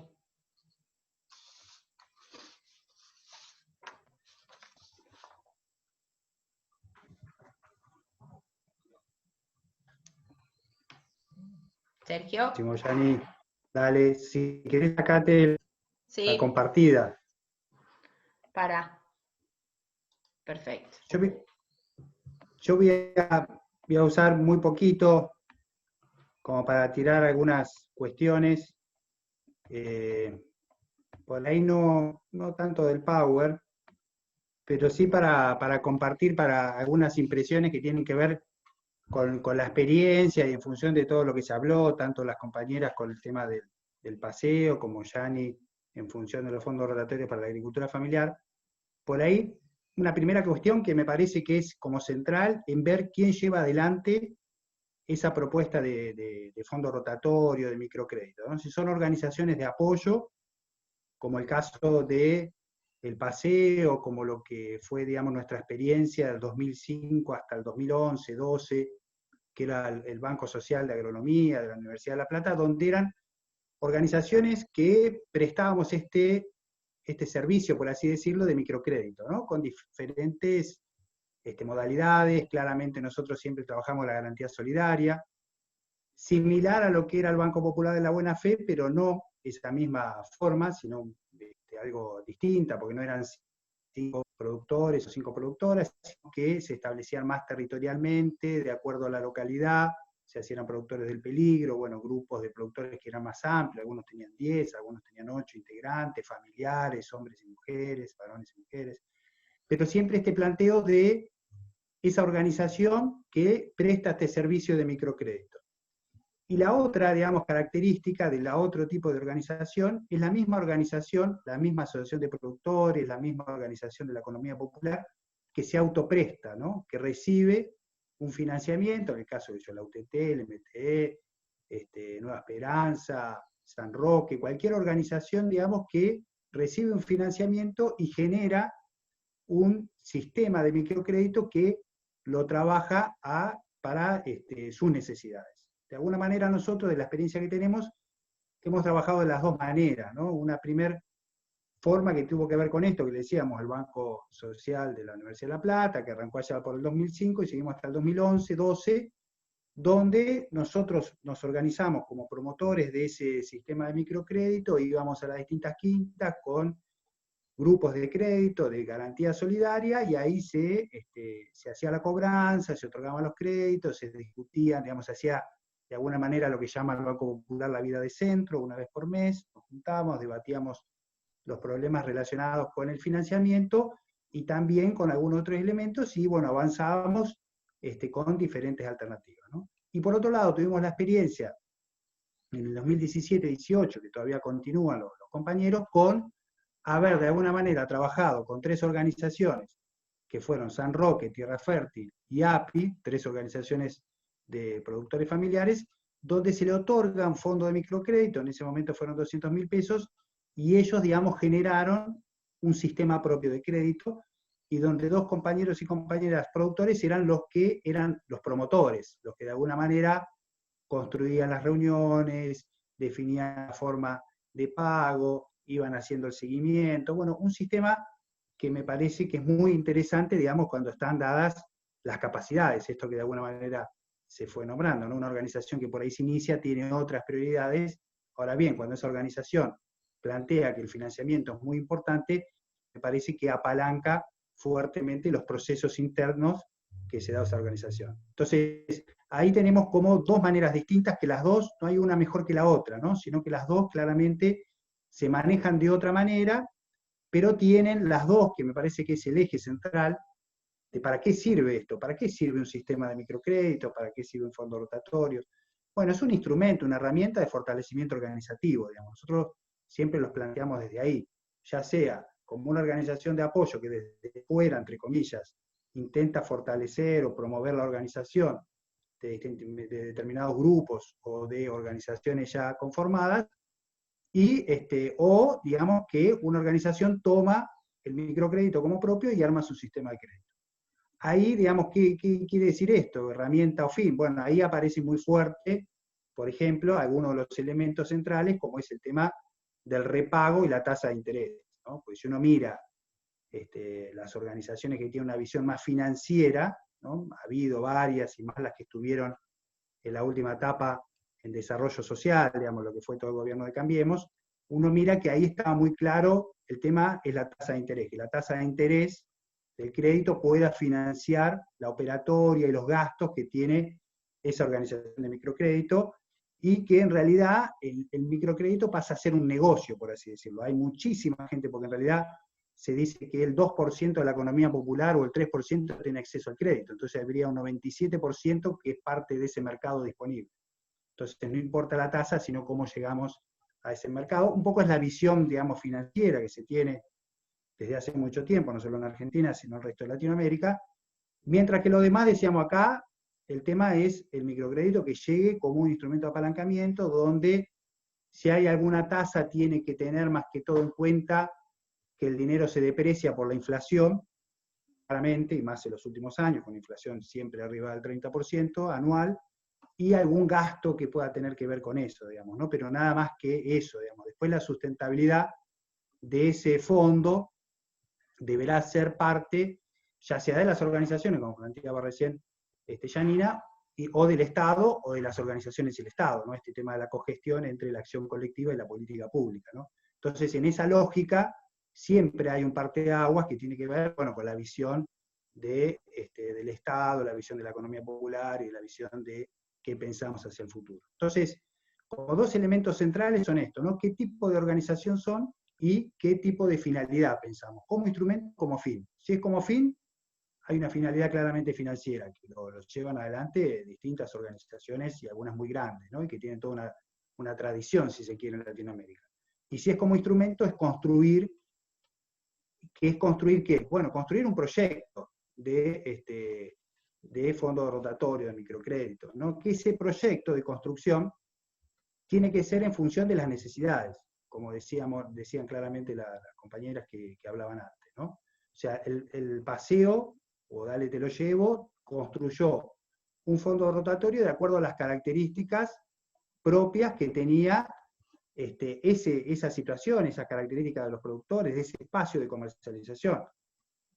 Manos de la Tierra tiene ya hace tiempo, no sé bien cuánto, pero 4 o 5 años por lo menos, un fondo rotatorio que tiene las características propias de la necesidad de Manos de la Tierra, que de hecho, en el último tiempo, cuando se armó un puesto de reventa comunitario, se definió un crédito rápido de 20.000 pesos de una semana a la otra para que la compañera, el compañero, cuando iba a comprar, pudiese utilizar ese dinero como un fondo de crédito rápido que lo devolvía, digamos, para no poner toda la plata del bolsillo, más allá de los microcréditos que la asamblea definían si se le otorgaba a un compañero o una compañera, ¿no? Son cada situación, cada espacio, cada organización, si vamos a trabajar con organizaciones de productores, tienen que definir qué forma, qué manera lo van a desarrollar. Entonces ahí están un poco los ejes de eso, ¿no? Que recién los planteaba Yani también, ¿no? La estructura de funcionamiento, quién va a ser el que lleva la parte administrativa, quién es el promotor, cómo se hace el seguimiento,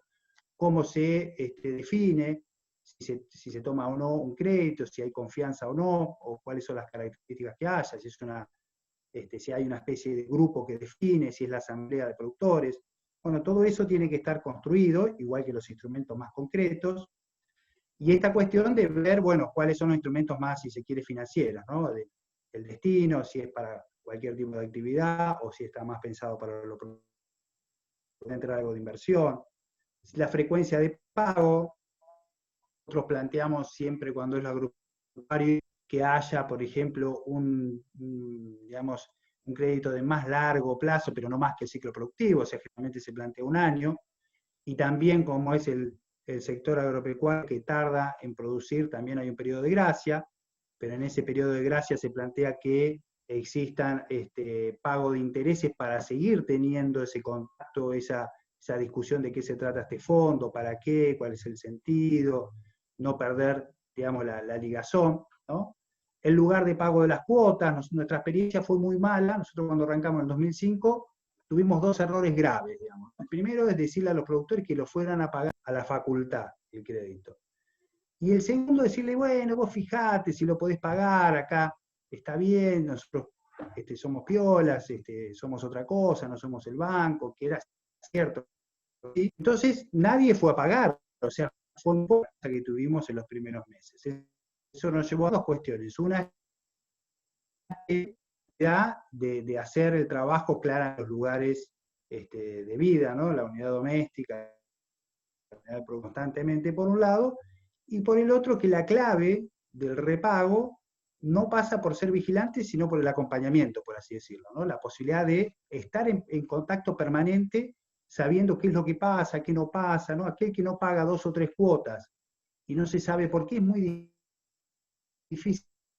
Es cuestión de estar muy cerca de los compañeros, las compañeras, viendo por qué pasó, estableciendo los mecanismos estos de la garantía de confianza, la garantía solidaria, nos permite ir corrigiendo, viendo cuáles son los problemas que tienen, ¿no? Entonces, bueno, esa experiencia nos mostró claramente que no podía hacerse de esa manera, sino que eran 2 cuestiones claves en ese sentido.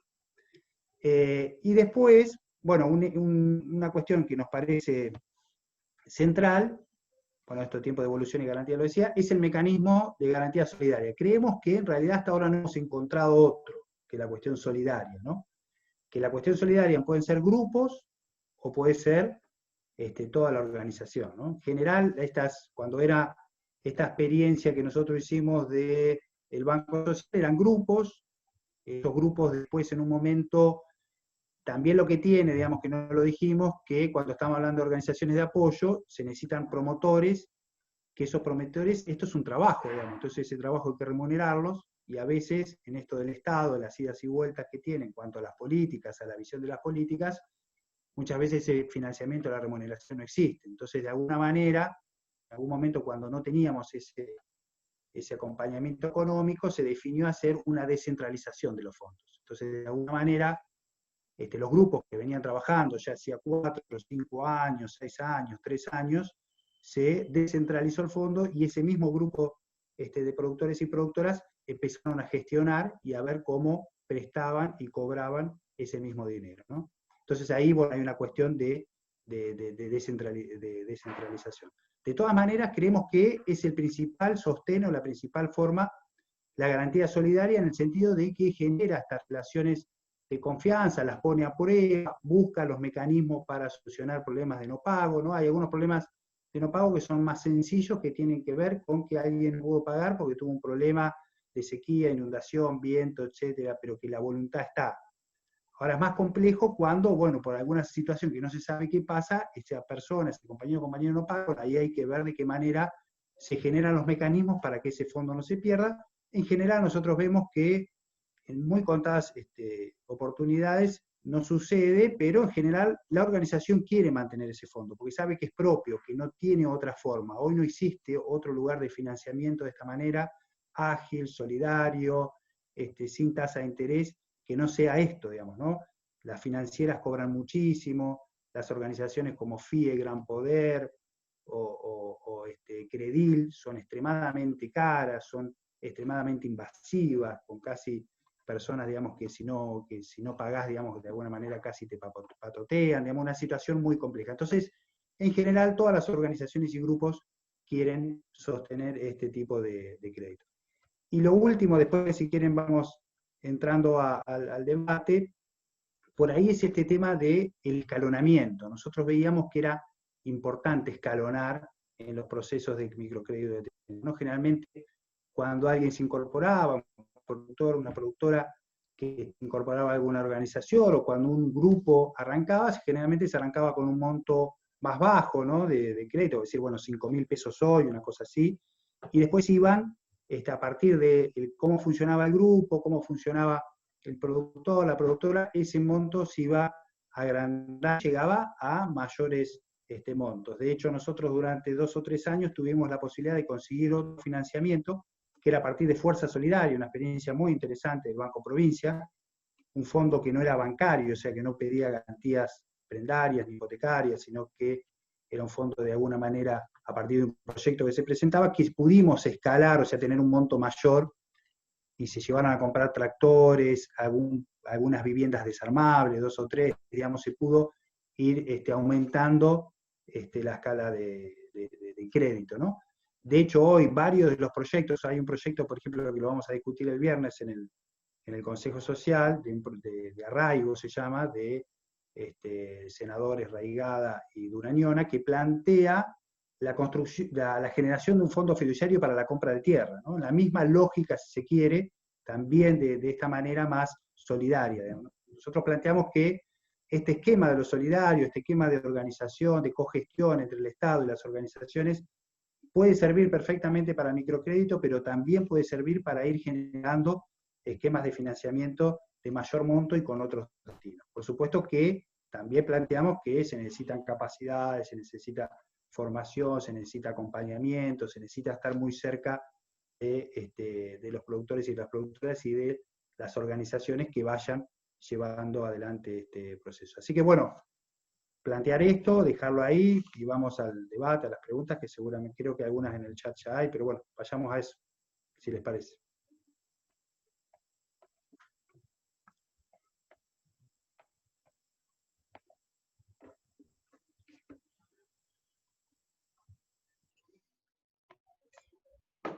Bueno, ¿alguien quiere hacer alguna consulta?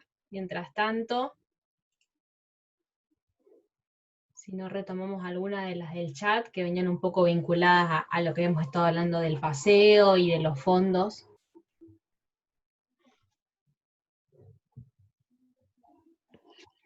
Sí, creo que nos habían hecho 2 preguntas ayer. Bien. Si hemos articulado con la Comisión Nacional de Microcrédito y si eran fondos propios de los emprendedores. Sí, articulamos con la CONAMI, tuvimos una reunión con un chico que se llama Agustín, que no recordamos bien el cargo que tenía, no sabemos si era director o asesor, pero él nos estuvo asesorando, de hecho nos pasó mucha bibliografía, pero lo vamos a admitir, cometimos un error, tuvimos la reunión luego de ya como haber armado todo y haber lanzado esto de los microcréditos. Lo cual él nos marcó varios errores que tuvimos o posibles problemas con los cuales nos íbamos a enfrentar, y él que hubiese cambiado y que no, pero bueno, ya para la próxima ya sabemos cómo manejarnos. Y a su vez él nos propuso crearnos como un usuario para que podamos utilizar el sistema que ellos utilizan, pero bueno, obviamente que el sistema que ellos utilizan está armado como para algo más grande. Lo nuestro, la primera ronda de crédito fue algo pequeño, entonces como que era un poco, por decirlo de alguna manera, medio al pedo que utilicemos el sistema, porque había que cargar mucha información y demás. Pero sí, estuvimos articulando con la CONAMI. Y respecto a los fondos, lo que hizo fue que se generó un fondo común con toda la ganancia que se obtuvo a lo largo de los primeros meses donde funcionó la comercializadora Dale Te Lo Llevo, lo que comentaba Manu al principio. O sea, son fondos propios del paseo, perdón. Así. ¿Y no, alguna otra pregunta nos habían hecho? Creo que no, ayer. No estoy viendo nada más, a ver. Yo quería aclarar algo. No quise decir que era, no sé si me expresé mal, que era ilegal el documento, el acta compromiso. Lo que quise decir era que no tenía valor legal, no que era ilegal. Porque vi que María Rosa creo que puso como que, no me acuerdo ahora exactamente qué puso en el chat, que lo explicó muy bien el tema de la confianza, de la palabra, como que ese documento respaldaba la palabra, pero no quise decir que era algo ilegal. Sino todo lo contrario, que no es un papel legal, que se entendió, ¿no? Sí, ahora sí, pasaría a todos lados que dije que era ilegal. No, se entendió, para mí se entendió. Mirá que esto se sube a YouTube después, va a Claro, quedar Por eso, No. borren esa parte, si dije que no era legal. Lucía, no, yo, sumando a lo que decían las compañeras, esto de legal y ilegal, creo que va por lo que decía la compa en el chat, ¿no? Como que es un acta de compromiso para fortalecer la palabra, ¿no? Claro. Que en realidad se tiene en cuenta en esta experiencia de microcrédito, pero por lo general en todas las experiencias donde hay como un préstamo de la organización o entre los productores, existe también ese acta, que lo que hace es eso también, ¿no? Como, además de llevar como un registro de qué es lo que sucede, ¿no? En caso de, no sé, esto de los botiquines o de las compras comunitarias, bueno, cuánto se compró, cuánto se llevó, cuánto tengo que devolver. También eso sirve de registro y de seguimiento para los mismos productores y productoras, no para el control y ponernos en... Claro, es para que las dos partes sepan las reglas que están asumiendo, porque para que después no te digan, no, eso no lo sabía o no era así, y ahí estaba todo plasmado, más que nada para eso, pero no es algo ilegal. Sí, que de hecho eso es genial si hasta se puede construir entre los compañeros y compañeras que forman parte de ese fondo rotatorio, de ese microcrédito, digo, ¿no? Si los acuerdos de palabra que se llevaron adelante antes se pueden traducir en un papel, nada, es una herramienta más, no significa que sea ni más ni menos importante, me parece. Sí, totalmente. Hola. ¿Me escucha? Sí. Hola, ¿qué tal? Mi nombre es Fernando, de no docente de Atul. Primero quiero felicitarlos por los proyectos, por las iniciativas. Es muy interesante y para explorar la primera, el tema de la moneda y que también es la primera vez que lo escucho, me generó bastantes cuestiones que evidentemente hay que estudiarlas, ¿no? Y ponerse más en tema.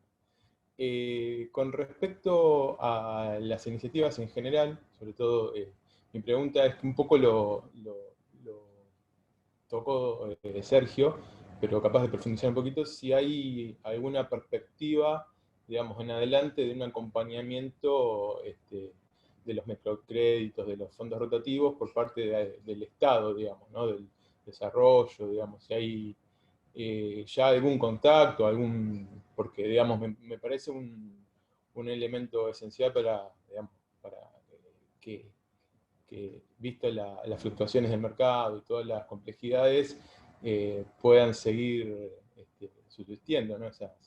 esas ayudas económicas para las organizaciones y los sectores de la economía popular. Así que bueno, no sé, algo dijiste, pero... sí, o sea... Gracias.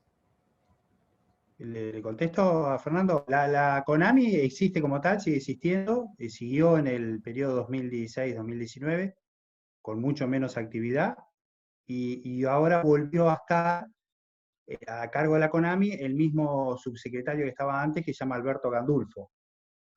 Después para la provincia de Buenos Aires la coordinadora es Elizabeth Olmos, y para La Plata Agustín Escabuso, que decía recién Lucía, Lula, él es el responsable.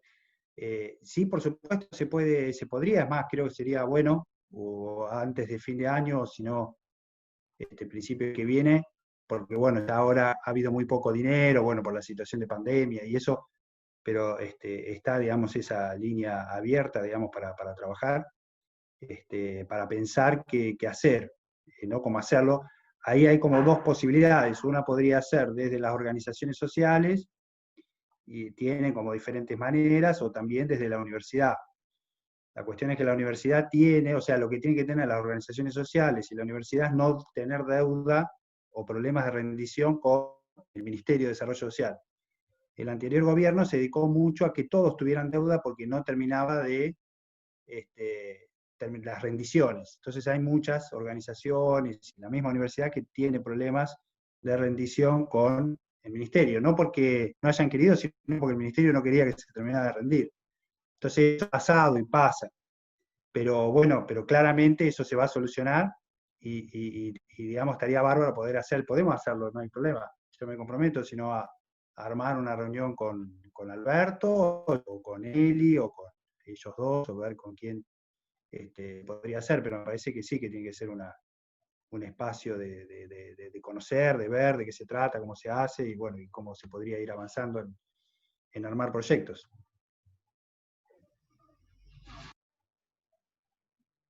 Hola a todos. Bueno, yo más que nada para sumar una reflexión capaz, viendo que estamos inaugurando la semana y va a haber otras charlas. El viernes justamente se va a trabajar un poco sobre este tema de la formalización de las organizaciones, que termina siendo muchas veces una traba, como comentaba Sergio, para poder adquirir ciertos microcréditos o ciertos subsidios muchas veces del Estado. Pero bueno, pensando un poco bueno, hoy estamos celebrando, ¿no?, todos estos avances de las organizaciones, de la economía popular, social y solidaria, pero que muchas veces uno habla de cómo las comunidades, cómo las organizaciones, cuando justamente se organizan, se ponen creativas para poder sobrellevar adelante muchas veces las situaciones problemáticas que están hoy atravesando, ¿no? O sea, muchas veces uno habla de la creatividad de la economía popular para hacer frente a las crisis, y bueno, creo que es esto, ¿no? Es esto que es aprendizaje, y que en nuestros roles, desde la universidad y desde los lugares que nos toca participar, como diferentes roles que tenemos que empujar para que esto, ¿no? Para que esto que planteaba Fer, que esto sean realmente políticas públicas para el sector, que no solamente vayan en línea del Ministerio muchas veces de Desarrollo Social, sino también desde la línea de lo productivo, ¿no? De cambiar un poco el eje y empezar a ver a la economía popular, social y solidaria, de la agricultura familiar realmente como un sector productivo que genera trabajo, que genera plata, que queda en los lugares donde ellos inciden con su trabajo, Y bueno, nada, un poco una reflexión desde ese lugar, porque bueno, todo escuchaba también a Yani contando las experiencias, y digo, de las dosis, de los animales, y muchas veces surge por eso, por intercambiar, por poder salir adelante, por decir, bueno, yo tengo esto, te presto esto.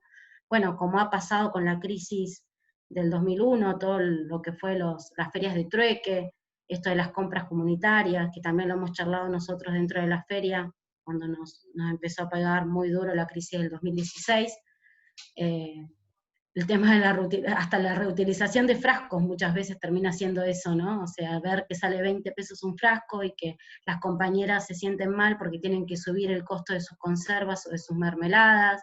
Bueno, un montón de cuestiones que terminan surgiendo por esto de ponernos creativos, no solamente para poder seguir las organizaciones trabajando, sino también para no castigar al consumidor muchas veces con estos márgenes de ganancia que, como bien decía Sergio, no tienen nada que ver con la economía popular, sino más bien con otro tipo de mercado, que es lo único que le interesa es la ganancia. Así que bueno, nada, era una reflexión. Creo que falta mucho, Fer, con respecto a tu respuesta. Hay muchas políticas públicas que hay que generar, lamentablemente nos pasó esto de la pandemia, creo, a todos, pero bueno, hay que estar ahí, como decía Ser, molestando y llevando estos proyectos y viendo a ver qué se puede generar, ¿no? para este sector. Pero sí, la verdad que yo me pongo a verlo, y por un lado me pone contenta todos los avances que hubo, y digo todo lo que falta, y cómo cambiarían las cosas con un Estado un poco más presente. Yo ayer hablaba con los productores, por ejemplo, se abrieron unas líneas ahora de microcréditos, y son de 80.000 pesos para la agricultura familiar, y a devolver a 3 años. Y 80.000 pesos no es nada, no levantan ni medio cantero con 80.000 pesos un productor de agricultura familiar, por los costos que está el nylon, por los costos que está la madera, la semilla, los plantines, los insumos. Entonces, bueno, nada, son esas cosas que bueno, que hay que ponernos a pensar entre todos, discutirlas, y bueno, y ir molestando a los sectores que les toque. Pero bueno, nada más, eso solo. Gracias a todos.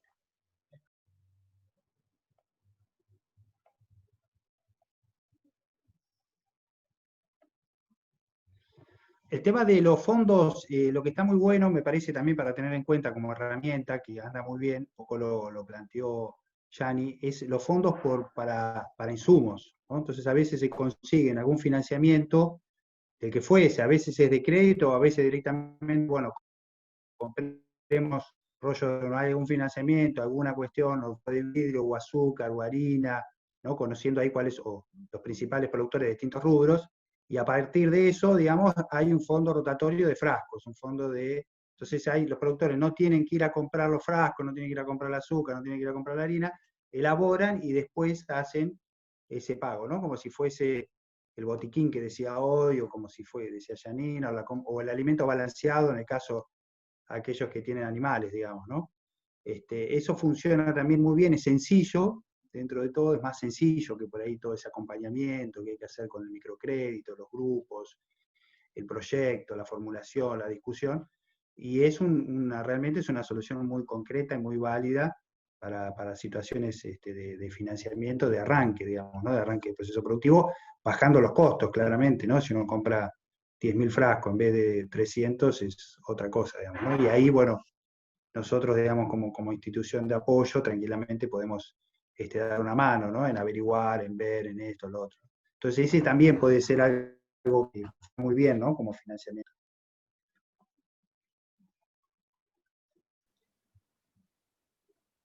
Buenas tardes, ¿puedo hablar?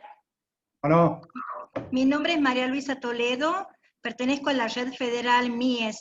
Somos técnicos y diplomados de microcrédito para el desarrollo de la economía social, y tenemos compañeros de unas diplomaturas de economía social también. El profesor fue, creo que usted, Sergio, fue profesor nuestro en la UNDAP. Sí, sí, de economía.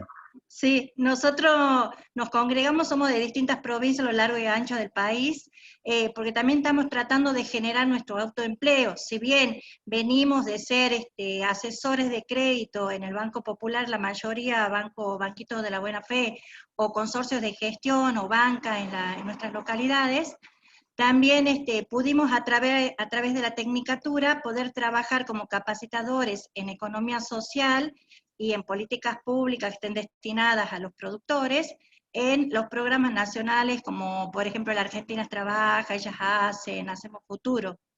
La verdad que fue una gran experiencia la Tecnicatura y cómo permitió que adquiriéramos conocimiento y poder fundamentar nuestra propia experiencia territorial. Bueno, actualmente estamos relacionándonos con organismos nacionales para generar nuestro autoempleo también y poder continuar con este tipo de capacitaciones, pero ya con una mirada más allá de la simple conceptualización y poder acompañar a los emprendedores, a los productores, y que esta capacitación sirva ya directamente a la experiencia, al trabajo territorial de todos los que trabajan en la economía social, popular y solidaria. Así que estamos en ese camino. Y también quería, si me permite contestar, que estoy viendo una pregunta que dicen dónde podríamos informarnos más sobre Moneda Par. El co-creador de Moneda Par es Sebastián Valdecantos, que actualmente es el director nacional de fortalecimiento y desarrollo de cooperativas y mutuales. Así que ahí tienen la referencia como para que hablen distintos foros, está full, digamos, en estos momentos capacitaciones y foros, está también hablando sobre lo que es su trabajo en el INAES, pero también de de Moneda Par.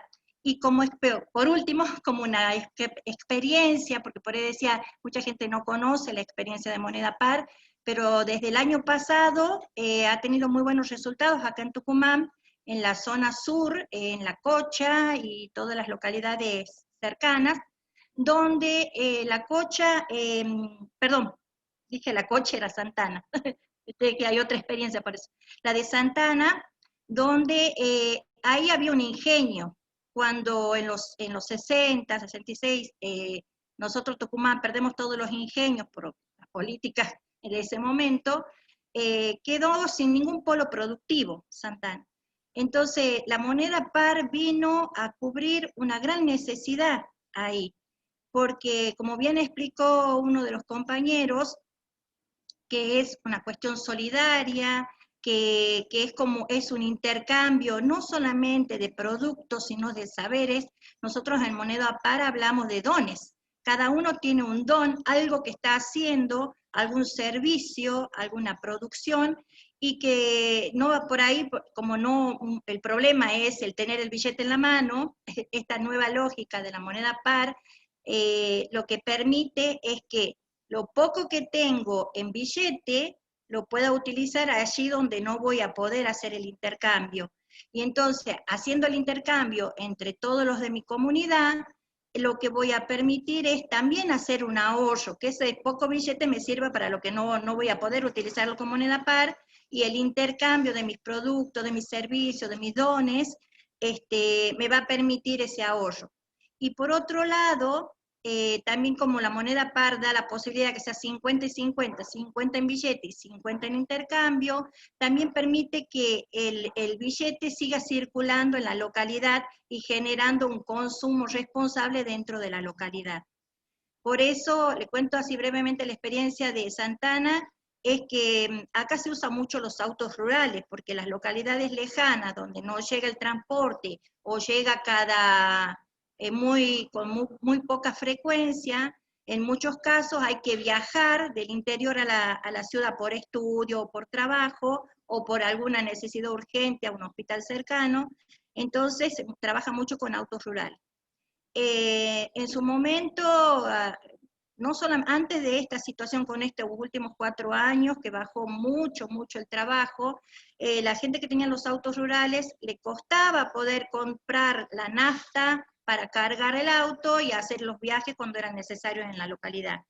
Y aparte, los comercios, como no había el billete, no existía el billete porque estaban sin trabajo, entonces las personas tampoco podían pagar por ese viaje que necesitaban, por ejemplo, para trasladarse.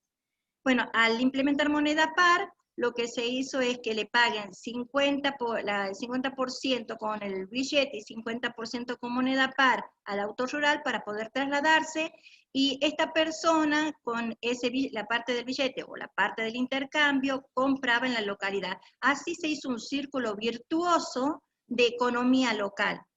Esta experiencia ahora ha sido tomada por, ya más al norte, en Tafí Viejo, por un grupo que se conformó para que desde el interior traigan los productos, los huerteros, traigan sus productos, se arman bolsones. Quiero ver una experiencia de la veredita, algo parecido, de allá de Buenos Aires, más chiquita esta por ahora, ¿no?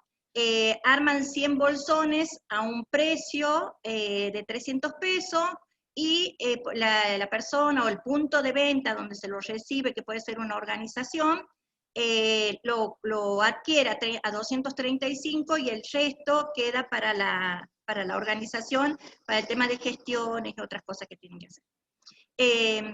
De todos modos, estamos recibiendo en la ciudad, porque yo estoy viviendo en San Miguel de Tucumán, estamos recibiendo en la ciudad un producto sano, un producto saludable, que sabemos de dónde viene, porque eso es importante, que también trabajamos, saber qué consumimos, de dónde lo consumimos, quién lo produce, y que no estemos comprando en las grandes cadenas del supermercado, que ni sabemos qué estamos consumiendo. Y entonces eso hace a esta lógica nueva, a esta lógica que tenemos que defender y luchar desde la economía social, popular y solidaria, de comprar a quién debemos comprar y no en las cadenas. Y vuelvo de nuevo a que podamos ayudar también desde la ciudad a los productores, a los pequeños productores. Excelente la experiencia, muchísimas gracias, muy buena. Complementa Gracias. Lo que veníamos diciendo. Gracias.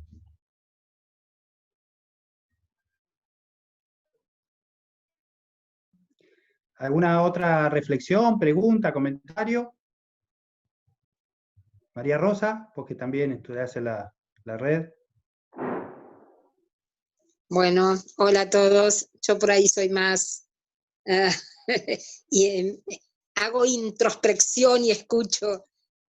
Bueno, nada, que también lo de la experiencia de la moneda par, el año pasado María Luisa nos contactó con Sebastián Valdecantos, y nosotros estamos en Lomas de Zamora, armamos una red, le pusimos red emprendedora, pero es red de productores y feriantes, y como la lógica de la moneda está tan incorporada, no se pudo dar el tema de moneda par. No porque la experiencia no fuera interesante, no porque en realidad sea un buen camino y una buena beta como para... yo siempre recalco esto, el problema de Argentina y de Latinoamérica es el crédito, es la moneda. Nos endeudamos, pagamos por esa moneda, cuando en realidad tenemos la producción, y entonces, si tenemos la producción, tenemos los dones, como dice María Luisa, ¿por qué vamos a pagar moneda cuando en realidad nos compramos a nosotros mismos? Porque el vecino que compra y que le compra un supermercado, compra los productos que se están fabricando en la misma Argentina. Entonces, ¿por qué tenemos que estar pagando tanto financiamiento? Pero bueno, al no haber capacitaciones en moneda, en lo que significa el financiamiento en la Argentina, bueno, nos llenamos de 1000 tarjetas usureras de todos los colores habidos y por haber, y bueno, el consumo popular tiende a endeudarse y a sobreendeudarse. Lo dice siempre Alberto Gandulfo, que está al frente ahora de la CONAMI, que lo estuvo en el anterior gobierno, y está tan incorporado esto que no se puede salir de esas lógicas, cuesta mucho. Entonces, en la red nosotros comentábamos esto y nos replanteábamos de cómo hacer para cambiar ese sentido, ¿no? Y de empezar a capacitar a los consumidores para que vean que existen otras lógicas y que hay maneras de salir donde todos tenemos que poner ese compromiso y asumirnos qué es lo que estamos haciendo, qué es lo que estamos comprando, cómo estamos financiando, cómo estamos pagando la moneda cuando compramos en realidad a nuestros propios vecinos, pero con el intermediario, ya sea por la comercialización o por el financiamiento. O sea que por dos lados el productor está perdiendo, y a su vez estamos perdiendo nosotros porque pagamos un precio más caro. Entonces, bueno, me parecen muy buenos estos conversatorios, que es una manera de problematizar todo esto que nos pasa. Y bueno, en el caso de la red, nosotros también nos estamos conformando hace poco, somos una treintena de diplomados y técnicos, que también estamos como comprometiéndonos con esto de cambiar estas lógicas, ¿no? Que alguna vez la UNDAP nos supo cambiar a nosotros, y nos supo cambiar los sentidos, y nos hizo pensar de otra manera, y nos impulsó a ser militantes de esta otra economía. Muy rapidito, esa diplomatura se hizo, no me acuerdo el año, pero hace 6, 7 años. ¿Qué año fue? ¿2012, 2011? Empezó en 2013, empezó en 2013 hasta 2015. Nosotros, bueno, ahí, por ejemplo, en mi caso, soy una de las primeras egresadas, con otro grupo de compañeras de distintos lugares, y después a los que habían quedado un poco atrasados se les dio la posibilidad de rendir más adelante.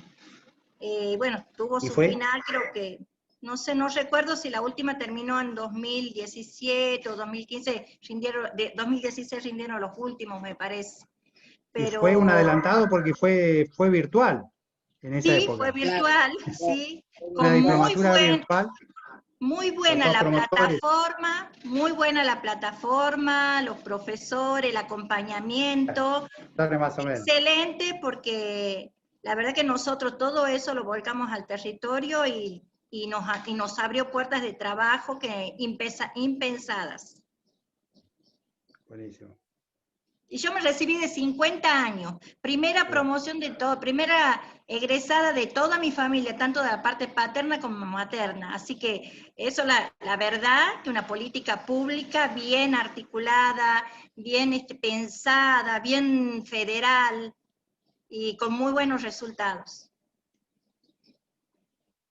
Y bueno, agregar que en el 2015 se bajó el convenio que tenía, porque bueno, se acabó el convenio con la UNDAP, no había fondos desde el Ministerio de Desarrollo, y bueno, con gestiones dentro de la UNDAP, que es una universidad del Bicentenario, bueno, nos permitieron terminar, porque si fuera por el convenio no hubiéramos podido terminar los que nos quedamos un poquito cola.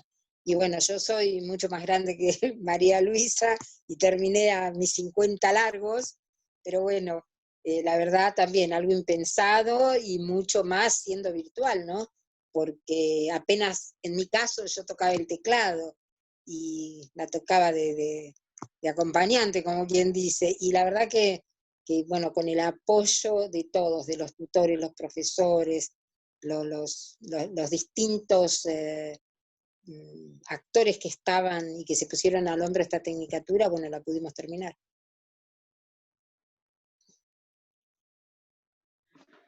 Buenísimo, gracias por los testimonios a las Marías. Gracias. No, gracias a ustedes por hacer estas cosas y permitirnos sumarnos. Y ahora ya nos quedamos con ganas de más. A mí me interesó sí, esto ahora de... tenés, mañana, tenés todos los días. Mañana, pasado, todos los días. Lo del fondo rotatorio me pareció excelente la explicación, y ahí tenía algunas dudas, así que importante para nosotros. Nosotros nos seguimos capacitando, profesor. Seguimos todos en bandada, seguimos haciendo capacitaciones. Por ejemplo, la de innovación, que eso sí me parece que es importante que se siga hablando en los foros, la importancia de la innovación en la economía social.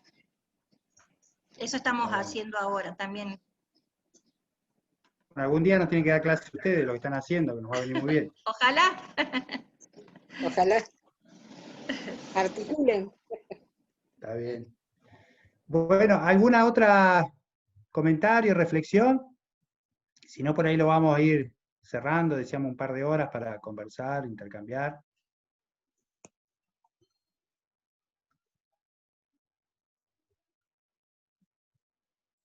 Estaríamos entonces. Bien. Bueno, ahí queda.